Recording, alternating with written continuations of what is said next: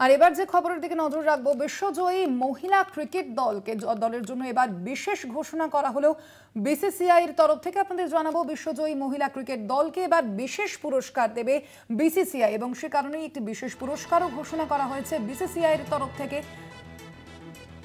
আরো বিস্তারিত জানবো আমাদের সঙ্গে এই মুহূর্তে নিউজ রুম থেকে সরাসরি রয়েছেন আমার সহকর্মী তসমিনা। তসমিনা, কি জানতে পারা যাচ্ছে বিসিসিআই এর তরফ থেকে ঠিক কি ঘোষণা করা হলো? একেবারেই স্বর্ণালী, রবিবার রাতেই তৈরি হয়েছে ইতিহাস। যেমনটা কাল দেখা গেল যে দক্ষিণ আফ্রিকাকে হারিয়ে ওডিআই বিশ্বকাপ জিতেছে ভারতের মহিলা ক্রিকেট দল এবং একেবারে যেটা একবারে ইতিহাস তৈরি করেছে। স্মৃতি মান্ধানা, হরমনপ্রীত কৌরদের নিয়ে এখন গোটা দেশ একেবারে আবেগে ভাসছে। তবে বিসিসিআইয়ের পক্ষ থেকে এই জয়ের পরই ঘোষণা করা হয়েছে যে 51 কোটি টাকা আর্থিক পুরস্কার দেয়া হবে এবং ভারতীয় ক্রিকেট বোর্ডের তরফ থেকে ঘোষণা করা হয়েছে। এবং এই খবর জানিয়েছেন বোর্ড সেক্রেটারি দেবজিৎ সাইকিয়া।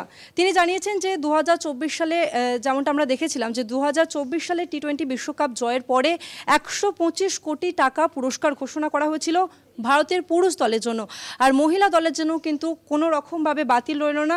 হরমনপ্রীত কৌরদের জন্য একই পথে হেঁটেছে বিসিসিআই। তবে খেলার দিকে একটু নজর রাখা যাক। রিচা ঘোষ, যার কথা না বললেই নয়, বাঙালি মহিলা ক্রিকেটার, শিলিগুড়ির 22 বছর বয়সী বাসিন্দা তিনি। 44 ওভার যখন চলে সেই মুহূর্তে তিনি বল হাতে নামেন, একেবারে দুর্দান্ত ভাবে তিনি পারফরমেন্স দিয়েছেন এবং গোটা দেশই একেবারে আবেগে ভাসছে রিচা ঘোষকে নিয়ে, হরমনপ্রীত কৌরকে নিয়ে। এবং প্রাক্তন মহিলা ক্রিকেটারের যে ক্যাপ্টেন স্মৃতি মান্ধানা, তিনিও একেবারে ভালো পারফরমেন্স দিয়েছেন। গতকাল রাতে তিনি খুবই ভালো খেলেছেন এবং সব মিলিয়ে বলা যায় যে রবিবার রাতে একেবারে ইতিহাস তৈরি করে দিয়েছেন মহিলা ক্রিকেটাররা। স্বর্ণালী, ধন্যবাদ তোমায়। কথা বলছিলাম আমাদের সঙ্গে সরাসরি ছিলেন আমার সহকর্মী তসমিনা।